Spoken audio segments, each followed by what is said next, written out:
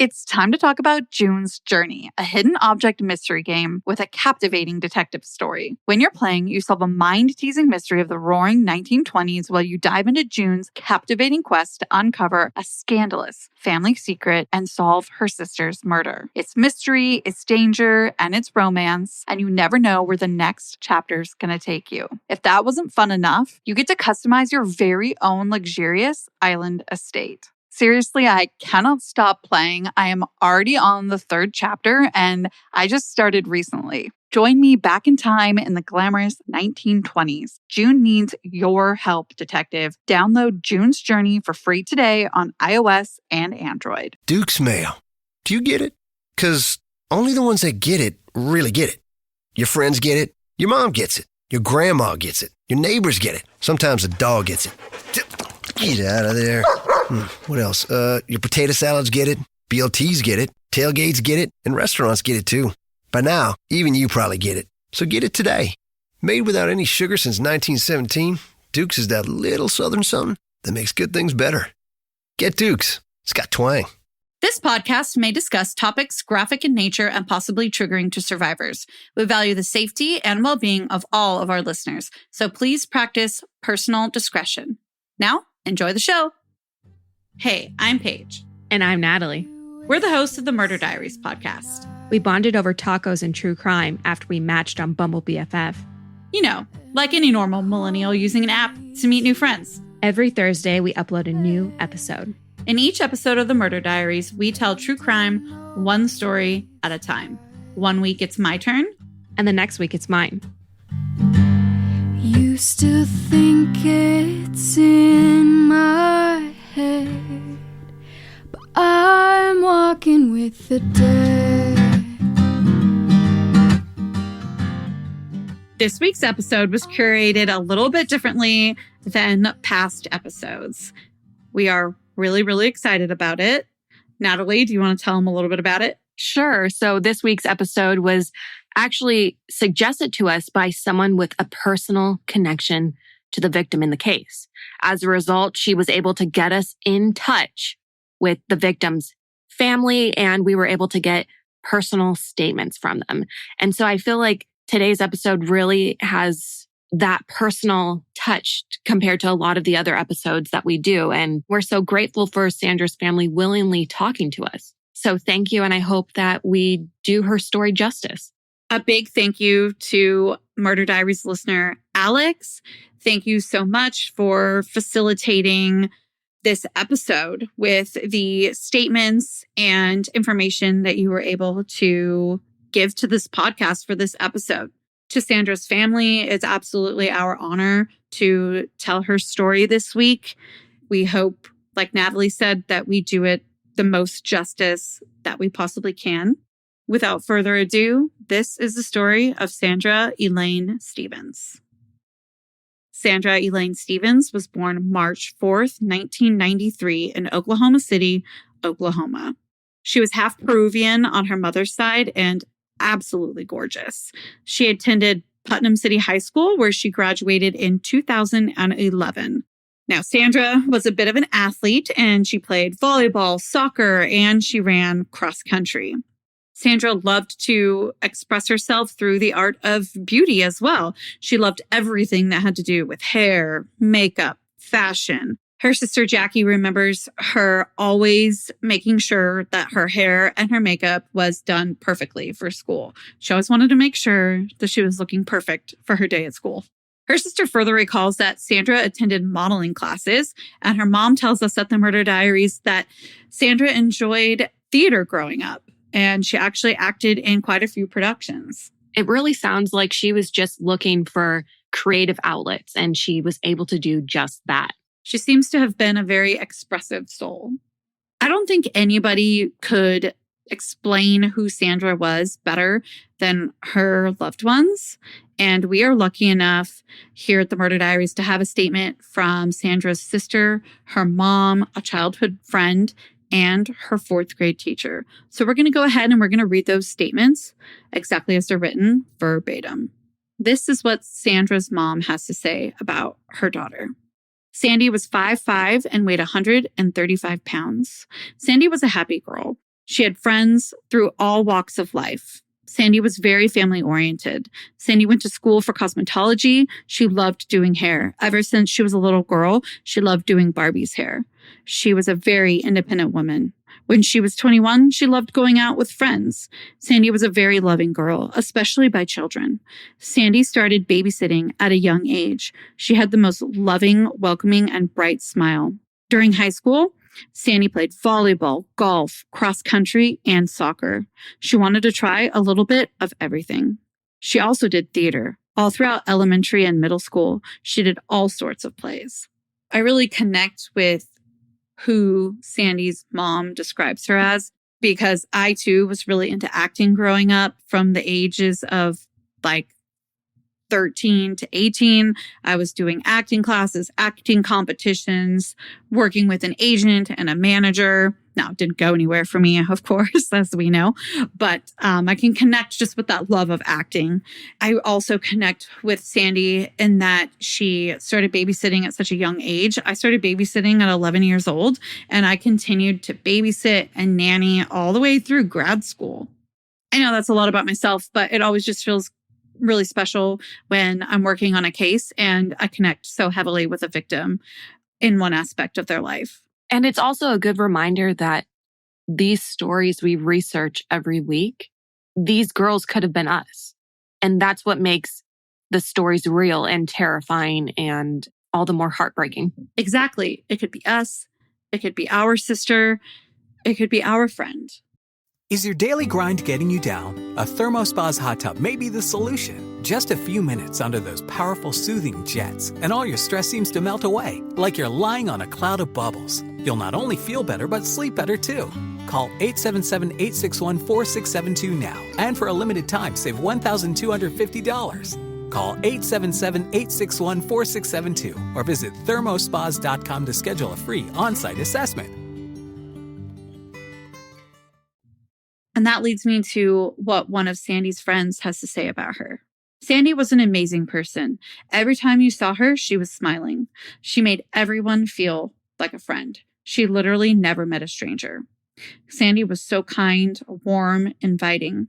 Someone you'd be proud to say was your friend. We grew up together, played brats together, played sports together. Sandy was a light for anyone who was lucky enough to have her in their lives. I'm thankful to have known her and to have been able to be her friend. That message was actually really hard to read. This is somebody who lost that friend that you can clearly tell that they loved so much. It sounds like she lost a part of her childhood when she lost Sandy. Another piece of Sandra's childhood comes to us in the form of a message from her 4th grade teacher. Her teacher says, Sandy was the sweetest girl. She only ever had kind things to say about others. She got along with all her classmates well. She worked hard and was eager to learn all she could. Her laughter and enthusiasm for life were contagious. Sandy was truly a joy to have in class, and I miss seeing her, as I know she would definitely have continued to return to visit me at school. My heart goes out to her family, as I hope the true person responsible for taking her beautiful life will be held accountable.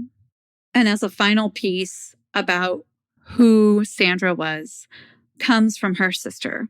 Her sister gave us 4 words that describe Sandy. Those 4 words are caring, positive, laughter, helpful. And that gives you listeners an idea of what Natalie and I have been learning about Sandra throughout the past couple of weeks while we've been working on this episode. Thank you again to Alex for helping us gather those statements and get in touch with these people. And now back to a little bit more of Sandra's story. As Sandra's mom mentioned, Sandra attended cosmetology school after she graduated high school in 2011. She completed her cosmetology program, and after that, she started her professional cosmetology career. She was working part-time as a hairstylist at a local salon in 2014 at just 21 years old. Now, she was also working part-time as a waitress during the time that her case takes place as well. In August of 2014, Sandra's 21 years old, and like her mom also mentioned, she enjoyed being around her friends and letting loose and having a good time, not unlike a lot of 21-year-olds. This particular night in August, she went to a friend's party and she met a guy. Because of the nature of this case, we won't be using this guy's actual name. We're going to call him Eric. Eric was a veteran that had served in Iraq and Afghanistan and was a mutual friend of the party's host. So Sandra and Eric both were friends with this girl who was having people over. Right away at this party, a relationship starts budding. And soon enough, Eric and Sandra became boyfriend and girlfriend officially. In November of 2014, the pair moved in together. They stayed local in Oklahoma City, and they lived with a couple of roommates, two of whom were a couple that were friends of Eric and Sandra. Not long after moving in together, on Saturday, December 6th, 2014, Eric places a disturbing 911 call. This call takes place at 4:53 in the morning. He says, "My girlfriend just shot herself in the head with a 12-gauge shotgun." To which the dispatcher says, "Is she alive?"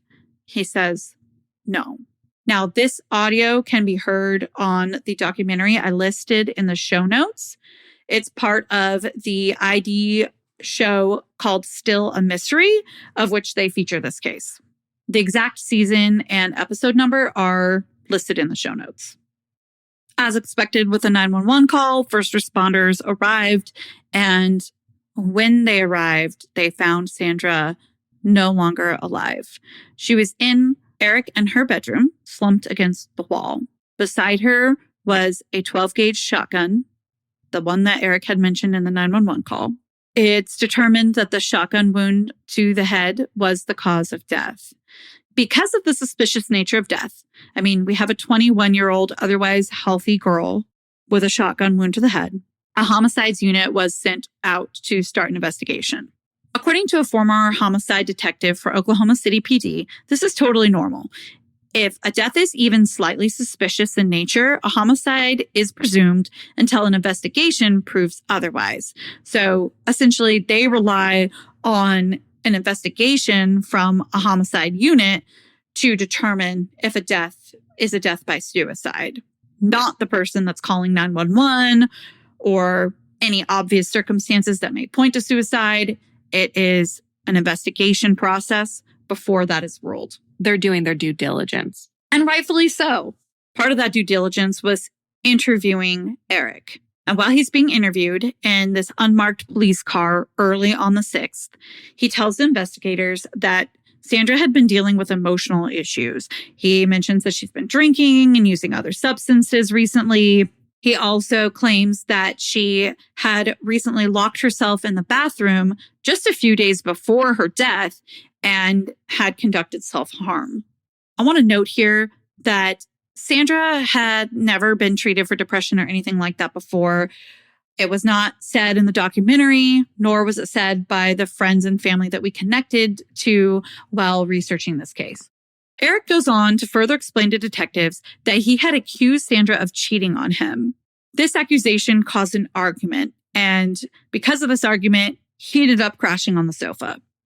Around 3 a.m., Eric says that Sandra woke him up asking him if they could talk, presumably about the argument that they had earlier. Maybe she wants to smooth things over more.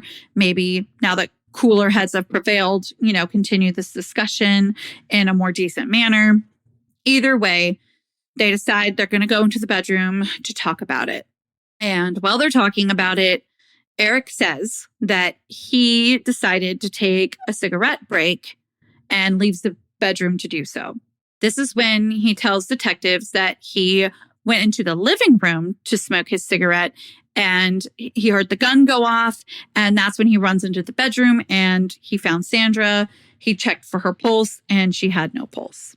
He also mentions that after finding Sandra in that condition, he ran over to the roommates to make them aware of what had happened, but tells them to stay put. And that's then when he calls 911. Eric also mentioned to investigators that he was the one that had purchased the gun that was found at the scene. He says that he purchased that gun along with a bow and arrow recently so that he and Sandra could go hunting together. And he actually says that he had just taught her how to use that gun the night before. The roommates that I mentioned that Eric ran over to make them aware and tells them to stay put, they confirmed to investigators that they didn't hear the gunshot and they weren't aware of the situation until Eric had woken them up. Sandra's death was ultimately ruled a suicide. Around 8:30 a.m. on the 6th, Sandra's parents were notified of her passing. Sandra's mom recalls this moment as a darkness that I'm sure only a mother losing a child could understand. Sylvia, Sandra's mother, contrasts part of Eric's story, though. She says that Sandra had never held a gun in her life. So how could this even happen? To her, this is unbelievable. After detectives left Sandra's family home that morning, Eric called Sylvia. In this phone call, Sylvia hears his side of the story, his sequence of events that he holds as true. She asks to come over and see the scene, and if her daughter wasn't removed yet, to see her. Eric turns her down, though. He says no. He says, you don't want to see it, basically. Sylvia quotes him saying, she blew her head and her brains are all over my bedroom. Right then, she knew something was off, that something was not right. The evening before her death, Sandra had confided to her family that Eric kept accusing her of cheating over and over and over again. And because of this instability and this mistrust in the relationship, she was planning to move home within a few days. She tells her dad that she didn't know how to break up with him, and it's just a terrible situation that we see women in all too often.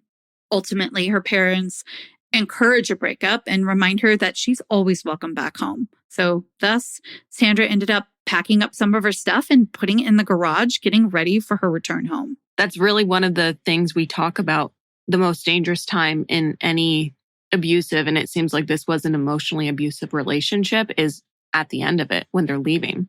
That's so true. We hear about that and we see it in our cases, like you said, all the time. It's a very dangerous point in an abusive relationship. And Sandra was very clearly expressing that she was enduring emotional abuse to her parents. Following Sandra's death, her sister Jackie, her older sister, goes through Sandra's tablet. I love that. It's investigator sisters. Something's off. Something's not right. I'm going through your stuff. I would totally be doing the same thing. Absolutely. So as she's going through the tablet, she makes her way to Sandra's Facebook messages. Within the Facebook messages, there were conversations between Eric and Sandra. And I'm not going to read a bunch of them to you, but it's not pretty. Here's an example. Me and you are about to have a bleeping problem. Guess you didn't learn your lesson last time. I'll be sure to step it up a notch. He's getting mad at her in this part of the conversation for being caught up at work and giving male coworkers rides home. It's utterly ridiculous. It almost sounds like a threat that he's issuing her as well. It's threatening and it's overbearing. She's at work and he's essentially hounding her in these messages. And I can't imagine what it feels like while you're just trying to work and get done with your shift. She was wanting to work as a cosmetologist, and this was while she was at her waitressing job. So she's probably not already as excited about this job as her other job. She's got to be here to make ends meet, and he's berating her. It can't be a comfortable situation for her. Now, it's no secret that Sandra's family had some feelings about the situation. They felt like something was off with Eric's story, and they just couldn't accept that this would be a suicide. So with that, they set up a Facebook page called Justice for Sandra. It's still up to this day. They took the story to media outlets where they continued to express their concerns that they had about Sandra's death and that they hoped for further investigation. And they also turned to a lawyer, Mike Bellinger, for assistance on Sandra's case. Mike dives into the case and he notices some discrepancies. First, he notices that Eric had told detectives that he was in the living room smoking, but Eric had told the mom when he had called her that morning that he'd been in the garage smoking. And obviously he wasn't in both places at once smoking. Further, the autopsy report showed no signs of self-harm, as Eric had told investigators. On December 8th, the lawyer, detectives, and the family got together to have a meeting where they could connect and go over the case. Badass big sis Jackie arrives at this meeting with a full-on binder. It is a huge binder full of social media messages and posts from Eric that showcase just how possessive, violent, and disturbing he was being. Police ultimately say that this proves that he was a pretty heinous boyfriend, but it didn't give them the proof that they needed that he was a murderer. It should be noted that detectives at the scene found no blood on Eric's clothing or on him besides his fingers. And this is consistent with the story that he told investigators, which was that he had checked her pulse when he found her. So essentially, he could have gotten the blood on his fingers when he was checking her pulse. The family is heartbroken to hear that there's not much that police could do in this situation, but a week later, a huge piece of information would be revealed. On December 16th, 2014, the Facebook group that the family had made received a private message. In this message, the sender tells the family that a girl named Holly Schustrom dated Eric as well, just 3.5 years prior to when he was dating Sandra. And Natalie, this girl too, died mysteriously, and it was ruled a suicide. My jaw is on the floor. This is a game changer for me because now that we know Eric has this past with not one but 2 girlfriends who have died mysteriously and those deaths were ultimately ruled suicides, it really makes you question, did he have a role in what happened to these girls? And that's exactly what Holly and Sandra's families want to know. So let's learn a little bit about Holly. Holly was 22 and she was from Oklahoma City as well. The story goes that she died by suicide from a self-inflicted gunshot wound to the head while she was in her backyard in front of Eric on May 21st, 2011. After receiving the Facebook message and becoming aware of this story, Sandra's family contacts Holly's mom. Her name's Colleen, and they set up a time to meet. At this meeting, Colleen arrived and she explained to Sandra's family that on the afternoon of May 21st, 2011, she was out shopping. And that's when she received a phone call that Holly had allegedly shot herself in the head in front of Eric. Unfortunately, Holly passed the next day in the hospital, never regaining consciousness to tell her story. Holly's autopsy report confirmed a suicide. The family, though, like Sandra's family, had their doubts about that. They did not believe that this could have been a suicide. There were also discrepancies in Eric's story with Holly's case. Eric said that Holly died by suicide outside the backyard. However, when Colleen returned home, there was blood on the living room carpet. The autopsy report also indicated that the gun was about a foot away when the fatal shot was fired. According to a homicide detective, this is not typical in most suicide cases. It's much more common to see that in suicides, that the gun is held much closer than a foot to the head in order to ensure a successful end to the life. Colleen also found some disturbing and threatening messages on Holly's phone, just like Jackie had found on Sandra's tablet. Apparently, Holly had been attempting to break up with Eric, just as Sandra had been. There's just so many similarities.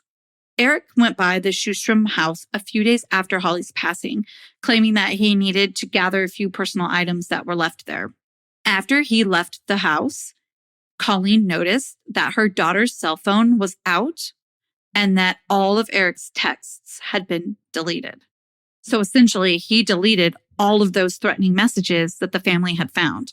Again, it doesn't make Eric Holly's killer, but it does not look good for him. Right. Eric holds his innocence in both cases still, and he denied deleting any of the messages on Holly's phone. Holly's case remains ruled as a suicide. Jackie, Sandra's sister, breaks it down really well through an interview on the ID Discovery show, Still a Mystery, that I mentioned earlier. She says, in both cases, Eric is the only witness, and he's the person who calls 911. And honestly, after hearing what Colleen had to say about Holly's case, the family was pretty certain that Sandra's death was not a suicide. In May 2015, a journalist, a crime reporter, Juliana Keeping, offered to look into the case. She discovered that there was a third roommate that had not ever been interviewed. Eric did mention in the 911 call on the night of Sandra's death that there were 3 roommates. He also mentioned Holly's death in that 911 call. This should have been a red flag that investigators connected. Another red flag that the journalist discovered is that Eric was trying to rekindle an old relationship with an ex in the days leading up to Sandra's death. The ex wasn't having it, though. She basically told him to kick rocks. He wasn't happy with that, though. He would show up to her apartment, take pictures of her car, and he'd send them to show her that he knew where she lived, where she was, what she was doing, just to creep her out. She filed a restraining order because of this, and that restraining order was filed only 3 days after Sandra's death. What's more is that while living in Texas in 2008, the reporter discovered that Eric had a wife that had accused him of beating her. When police arrived, she was described as having visible signs of injury to her neck, but she did not pursue charges. The woman was not reached by the journalist for any kind of comments concerning Holly or Sandra's cases. After discovering that there was this third roommate, we'll call him Caleb, the journalist reached out to them. And she asks him just point blank, like, what happened that night? And he says that he was startled awake by the sound of the gunshot. He went out into the hallway to see what happened and what was going on. And in that hallway, he found Eric and the other male roommate speaking to one of the other roommates. And Eric asks, "Do you think it's problematic that I own a gun?" His girlfriend's dead, and all he cared about was how he's going to look in the situation because he owns a gun. I'm fuming. This whole situation sounds shady too. Things aren't adding up. I thought the roommate stayed in the bedroom, the one that we knew about at least. So that's another thing that's, a discrepancy. This journalist is pulling up all kinds of red flags. The article that she wrote is amazing too. It's linked in the show notes. It has 5 chapters. Each of the chapters has to be searched separately because for some reason the links on the article don't work to get to the subsequent chapters. But it's amazing. And if you want to learn even more about this case, definitely check that article from the Oklahoman by Juliana Keeping out. So back to the story and all of these red flags that Juliana, the reporter, is discovering. Caleb asks Eric where he was when Sandra shot herself. And he says, the garage. That's the same thing that he told Sandra's mom, Sylvia. But it's not the same as what he told police. As we know, he told them that he had been in the living room smoking, not smoking in the garage. The journalist reached out for comment, but Eric was evasive. He said he never owned a gun, and she pressed him a little further about, well, you told the police that you purchased that gun that Sandra shot herself with. So what about that gun? And he hung up. In May of 2017, that same journalist I was mentioning, Juliana Keeping, that's when she released that 5-part series article that I mentioned. Again, it's linked in the show notes. This article brought short-lived hope to the case. And in June of 2017, Sandra's case was reassigned to a cold case investigator. Unfortunately, it was closed again just a few weeks later without the investigator even speaking to the family. Oklahoma City PD stands by their decision that the deaths of Holly and Sandra were both suicides. Sandra's family hopes for the medical examiner to change the cause of death to unknown, which their lawyer thinks may be possible. And he stated this in an interview of the documentary. Supposedly, the boyfriend is going by another name. I picked this up on a Reddit thread, so take that with a grain of salt. But I could see why he may be going by another name right now, since this case has a lot of questions around it. Until anything further, that's all we've got on Sandra and Holly's cases. I'll end this episode, however, with a poem written by Sandra's aunt. We are all here for the same reason, the loss of a loved one at Christmas season. Sandra impacted so many people in a positive way. Who would have known December 6th would be her last day? She was a beloved daughter, sister, and friend. there are a multitude of hearts struggling to mend. She was only 21, so very young, just in her prime. It doesn't seem right. Now was her time. Even though Sandra was laid to rest, we must believe God knows best. Her angel wings are now in place. That is our Father's amazing grace. We will all again hear Sandra's laughter, and all who know there is a life after. And that's where we'll leave the episode for this week. Until our next episode, you know where to find us at the Murder Diaries Pod on Instagram, at the Murder Diaries Pod at gmail.com, and the Murder Diaries Podcast.com. And if you haven't already, go ahead and rate, review, and subscribe to us on Apple Podcasts or wherever you listen.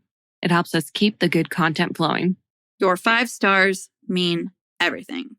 And until then, stay safe. Bye. Seeking the truth never gets old. Introducing June's Journey, the free-to-play mobile game that will immerse you in a thrilling murder mystery. Join June Parker as she uncovers hidden objects and clues to solve her sister's death in a beautifully illustrated world set in the Roaring '20s.